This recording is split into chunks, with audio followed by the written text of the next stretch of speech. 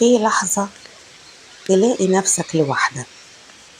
الناس اللي كنت فاكرهم سندك مشيوا، واللي وعدوك إنهم هيقفوا معاك اختفوا، واللي كنت فاكرهم هيفرحوا لفرحتك ما ظهروش. تحس إنك تايه مهموم ومحدش سمعك. الغربة مش بس تبعد عن بلدك، الغربة الحقيقية لما تلاقي نفسك وسط الناس وتحس إنك وحيد، لما تحكي وجعك واللي قدامك يغير الموضوع، لما تدور على كتف تتكئ عليه وتلاقيه مشغول عنك. بس عارف ايه اللحظة اللي حسيت فيها ان الكل سابك؟ دي كانت اللحظة اللي ربك كان اقرب ليك من اي وقت فات، كان بيساندك ويقويك وانت مش حاسس، وكان بيسمع انينك من غير ما تنطق.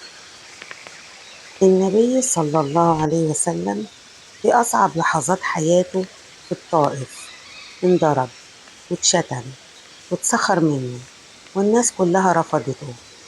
لكن في اللحظة دي رفع ايده للسماء وقال: إن لم يكن بك غضب علي فلا أبالي.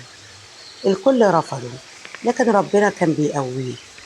وفي الهجرة لما وقف المشركين على باب الغار قال لأبو بكر: لا تحزن، إن الله معنا.